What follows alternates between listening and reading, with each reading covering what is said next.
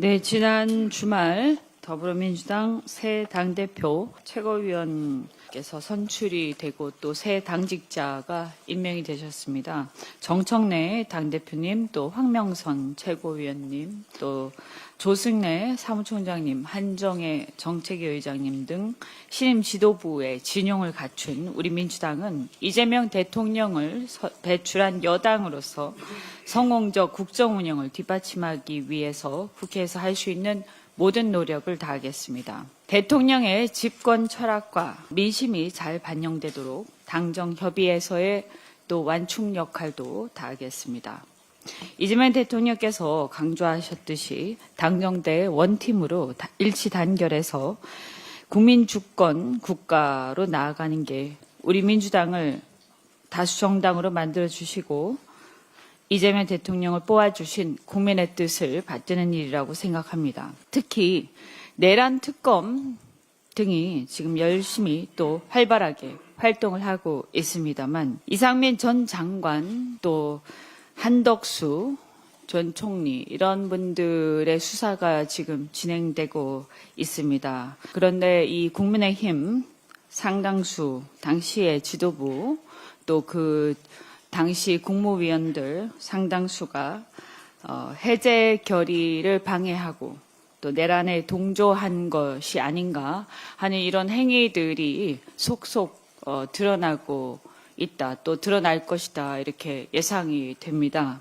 이런 상황 속에서 국민의힘은 지금의 이 사태를 너무 안이하게 생각하고 있는 게 아닌가, 지금 이 상황을 어떻게 인식하고 있는가 묻고 싶습니다. 국민의힘의 과거 지도부 그리고 그 내각 그들이 구성했던 그들이 배출했던 정부의 내각의 상당수가 내란 동조자로 밝혀질 것으로 예상이 되는데 이런 상황에서 민심을 상당히 반영하고 있는 상법 개정안 또 방송개혁을 반영하고 있는 방송법 개정안, 노란봉투법.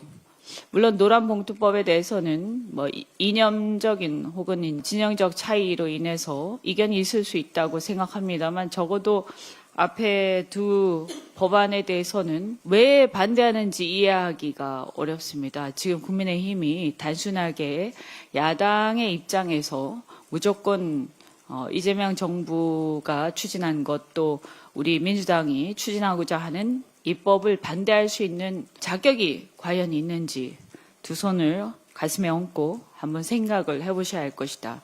필리버스터를 할 수 있는 자격이 과연 국민들 앞에 있는지 두 손을 가슴에 얹고 한번 생각을 해보시기 바랍니다.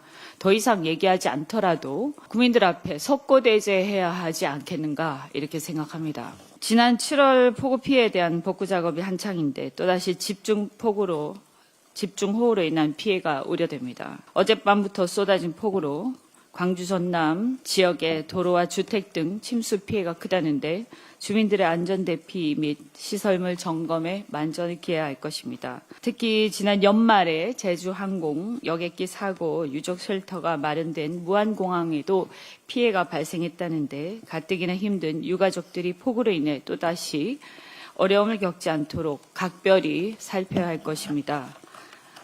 한편 지난번 폭우로 큰 피해를 봤던 산청에도 또다시 산사태 경보가 발령되고 주민 대피령이 내려졌다고 합니다. 피해 지역 주민들이 재차 피해를 입지 않도록 관련 당국과 지자체가 한치의 소홀함도 없도록 철저히 대비해야 할 것입니다. 지난 폭우 피해 중에서 사상자가 많았던 산청, 가평 등의 산사태는 사실 사방댐 등으로 재난을 예방할 수 있었는데도 대비가 미비해서 피해가 커진 측면이 있었습니다. 더 이상의 피해를 막기 위해서는 전국적으로 산사태 예방시설을 촘촘하게 구축해서 해마다 유사한 사고가 재발하지 않도록 이번에는 예방시설 구축에 소홀함이 없도록 철저하게 대비해야 할 것입니다. 매번 똑같은 얘기가 반복되는데 이번에야말로 정부와 지자체에서는 꼭 이런 시설들을 꼭 하실 것을 당부드립니다. 그리고 오산 옹벽 붕괴 사고, 이것은 명백한 인재라고 생각합니다. 철저하게 조사가 있어야 한다. 다시는 이 같은 사고가 없도록 해야 하지 않는가 하는 생각이 들고요. 그 밖에 폭우 때마다 인명피해가 큰 펜션, 야영장, 캠핑장 등에 대해서도 집중관리 및 유사시에 신속한 주민 대피를 위한